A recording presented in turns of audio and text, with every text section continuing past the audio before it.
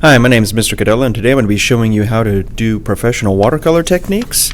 And what I have here is a worksheet that I've already completed out here, and I have my washes and my brush style, so I'm going to show you how to do this. First, I have some clean and some dirty water right here. Here's my clean water and here's my dirty water. Sometimes using two buckets can help us keep water and keep colors a little cleaner at times. So I have my standard watercolor set right here. First thing I'm going to do is I'm going to add some water to each one of these colors that I know that I might be using here.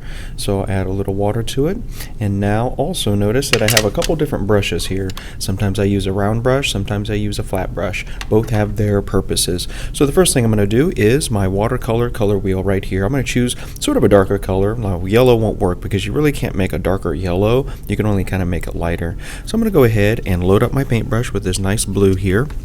I'm going to paint this in, and what I'm trying to do is I'm trying to match the square that's right above it. Now what's nice is with watercolor, it's very forgiving. You can actually make it darker, make it lighter. Sometimes you can't get the paper back to complete white, but you can sometimes make it a little lighter while it's still wet. You could use a paper towel and kind of blot it, or what I tell students to do sometimes is just use your brush and kind of mop it up.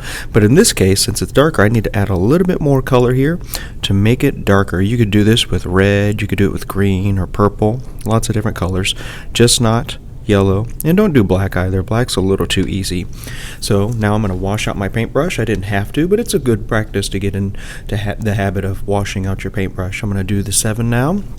Notice this color wheel does not go in exact order.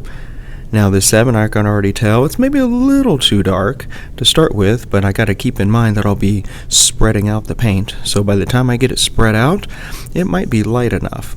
So this is just a little too dark, so just as I said earlier, I'm going to clean up my paintbrush, dry it off on this paper towel. I don't want a lot of that extra water getting in there because then it might just make a big puddle, and you don't want to make puddles.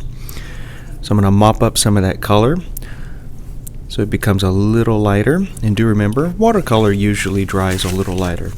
Next, I'm going to do this square right here. What I'm trying to do is also stay inside those lines, not because messy painting is always bad, but because it gives us nice practice in controlling the paintbrush. Now I notice I need to add a little bit more. Here's a big thing to keep in mind when it comes to watercolor. It's actually easier to start lighter and then go darker, okay? Most of the time you want to start a lot lighter and then go darker. Now I'm going to grab just a little bit more blue here. I'm going to start light. I know that's already too light. There we go. So I just kind of build up the value here. You do want to just use one color. It makes this specific value scale portion a little easier to do. There we go. There's the 4. Now the hardest one to do is the 2, that really light value. I barely have any color here, and that's good. That kind of teaches you how to make really light values. There we go. I'll let that dry. Notice there's not a lot of puddles. Clean up my paintbrush in the dirty water, then the clean water. I'm going to come back and do a flat wash. Now I'm going to use yellow this time. So the flat wash is just one value, sort of like these squares up here. You don't want one part that's too dark or too light. You want one nice, consistent, even, flat wash. Right here. Just fill in this space right here. Just like this. There we go. I'm going to clean up my paintbrush again. Now I'm going to do the glazing layered wash. I'm going to do actually the first step. I'm actually going to go back to this yellow, lay down some yellow. Notice I'm not making big puddles or anything like that. There we go. So I'm going to lay down some of this yellow here, and I'm going to let this dry. I'm going to go back over that yellow with another color here after it dries. That'll be the glazing or layered technique, but I'm going to hop over this graded wash here real quick. I'm going to go back to this blue. I'm going to show you how to do a graded wash. Now a graded wash or a graduated wash is sort of like the color wheel that we have up here, but it doesn't have those blocks. You go from light to dark or dark to light. There we go. Now I'm just going to get a little water and spread this out. I'm not getting any more paint. To make it lighter, I'm just going to add a little water. Now sometimes you have to go get that clean water. There we go. The further I go down, the less paint I have, less color, and just a little extra water there. Now you see it goes from dark to light, and that would be a good technique for your sky. Now I'm going to go back to this glazing layered section right here. I'm going to add just a little bit of orange to the top.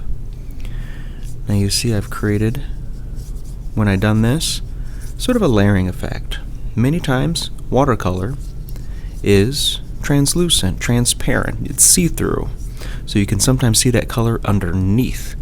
There we go. Now sometimes this paper will turn a little gray, but it'll dry really nice, just like the one we saw earlier, just like this one.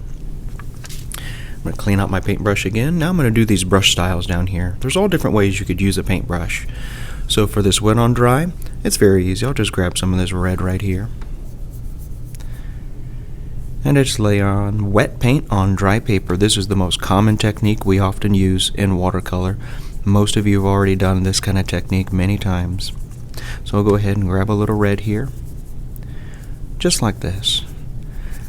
This is a good technique for many different things. Fill in this area. I'm done. Pretty easy.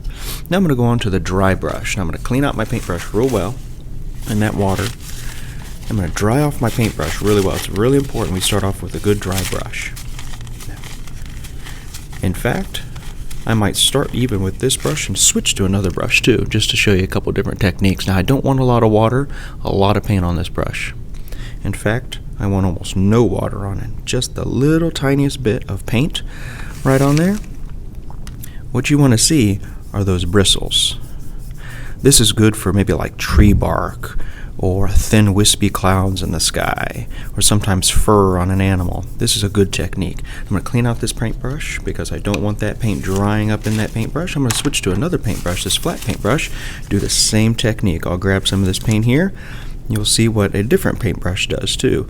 You can see there's a nice good dry brush technique right there. Notice, not a lot of water. It's nice and speckled. Do a close-up of that so you can kind of see the different little techniques, and you can also stipple with this, that is, do little dots. I'll get a little bit more paint, so you could do little dabbing motions like that and get different techniques too. There we go. I'll go ahead and clean out this paintbrush real well in the dirty and clean water. Sometimes paintbrushes, they stain a little bit, and that's fine as long as they're cleaned out. That's good. Now we'll go do the wet into wet. In fact, I might actually use this flat brush again. I'm getting my paper wet with a little bit of water. You can also do this with a color too. You can get it wet with a color, so I'll go ahead and grab maybe a little bit of that red and orange there. Now this is a lighter wash. Now what I'm going to do is clean up my paintbrush real well. The paper's nice and wet, and if it's not wet enough, you can add just a little touch of water to it. Then you can go back. Since it's wet on wet, I can add wet paint to this, and it'll start moving around. Now if it doesn't move around too much, you need to add just a little bit more water to your paint, like that. Or you could just re-wet the whole thing in this area and add a little bit more water, and it moves around. There you go. And that's the wet into wet technique. You see it moved around a little bit here, it moved around a lot right here. So there's different kinds of wet into wet technique. You don't want to add huge puddles where it's moving around everywhere, but that's a good technique to learn as well. Now one thing you want to understand when you're doing this is that there are ways to make mistakes. And I'll grab this paper right here.